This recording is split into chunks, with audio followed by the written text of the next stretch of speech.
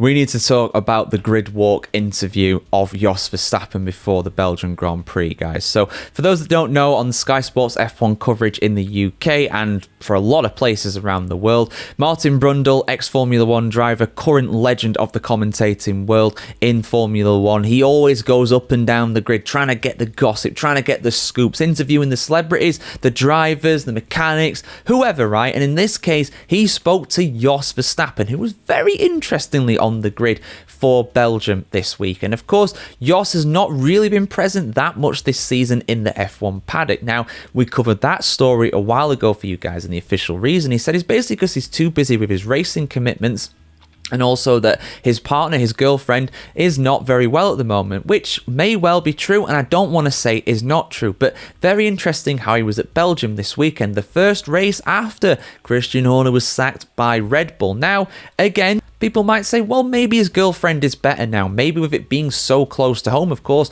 Netherlands being right next door to Belgium. And of course, the Verstappens are tied to Spa. It's effectively their old local track over in Belgium. Of course, Max was actually born in Belgium.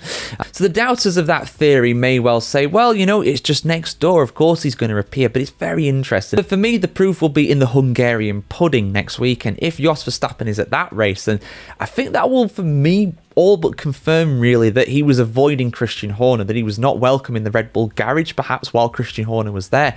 Now, Horner is of course gone. He was sacked. We don't know why he was sacked officially. Horner claims that he doesn't know why he was sacked. Whether that is true or not, we're never going to know. We're never going to officially know the proper reason, because the people that are involved with this are always going to keep tight-lipped. There might be NDAs, there might be all sorts of stuff stopping these people from officially confirming or denying any of the rumours. But what Brundle said, what Brundle got out of Verstappen, and what in particular Nico Rosberg as well, because Brundle had backup. He brought Nico Rosberg with him, of course, the 2016 Formula 1 world champion, very successful driver during his time. He brought backup, you know, there was a two-pronged attack on Jos Verstappen. Let me just go through exactly what was said, and I'm going to give my thoughts on this, because for me, what wasn't said and what was said was very, very juicy. I think it does, for me, really add credence to a lot of the theories around why Horner was let go of and what is going to happen with Max Verstappen in the near future at Red Bull Racing. So, Brundle opened the interview by saying, big changes in the team. Are you and Max and everybody happy where it's going so far? Now, when Brundle said big changes in the team, Verstappen was kind of acting like, no, what? What are you talking about? He was trying to act oblivious to it. But then Brundle, when he was more specific, Verstappen knew he had to respond. And Jos said, well, they decided to change, so I'm fine with everything, so long as it works. And then Rosberg, man came out of nowhere. He was diving in. He was going for the scoop, like he was going for a fresh bit of ice cream. He was there with the scoop. He was ready. He was ready to really dig in this one. He absolutely went totally direct. Fair play to him, right? The man has no fear whatsoever. Rosberg said, last year you said Horner needs to go. And then Jos responded by saying, that was 1.5 years ago. It's different. I have nothing to say. It's fine. And Rosberg then replied, now you're quiet. And Jos said, I'm always quiet. So, first of all, Jos Verstappen claiming that he's always quiet is the biggest load of baloney I have ever heard. That man is anything but quiet. He is always in the press, or he was always in the press, saying things about Red Bull, saying things about his son, right? He is not always quiet, not by any stretch of the imagination. You compare him to other racing dads, even the likes of Anthony Hamilton, who's always been by the sides of Sir Lewis, you know, relatively quiet compared to Jos Verstappen. We always know about Jos because he is always there, right? He is always giving his opinion on Formula 1, in particular his son. He's always defending him. He's always speaking about Red Bull. He is not quiet. That is just not true whatsoever. But he is right. He's being quiet now. He's being quiet now. I think there is something there. I really do think there is something there, and he doesn't want to speak about it. He's not allowed to speak about it. What's done is done, and now they can move on.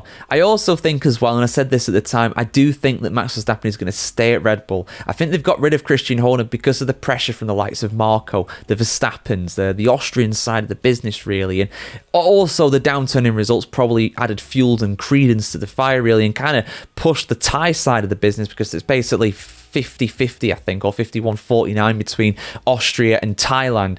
And the Thais obviously were aligned with Christian Horner, but that probably made them realise, you know what, we can't really justify his position at this point. We got to get rid.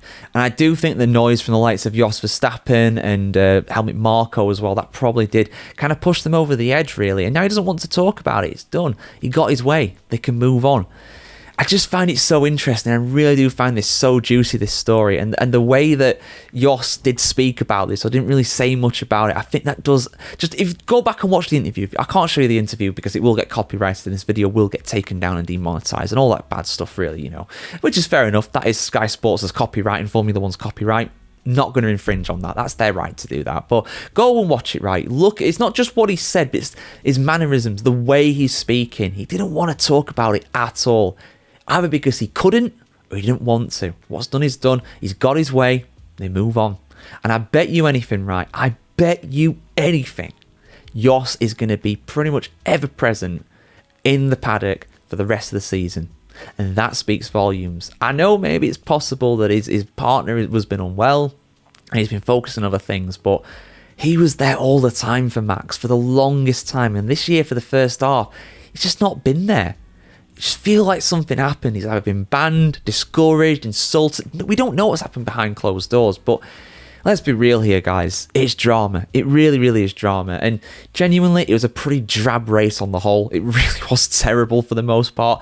That 30-second interview was probably the most eventful thing that happened this entire weekend at Spa. And I say that as the biggest Spa lover in the world. I absolutely love the track. It's my favourite in the world. But my God, was it terrible this weekend. Very difficult watch. This, though, made it worth watching. Your thoughts in the comments below, guys. Am I reading too much into this? What was your thoughts on the interview? Go and watch it if you haven't already. Give your take in the comments below. Like, share, comment, subscribe as always. And have a fantastic day. If you're in the world today, guys, see you very soon.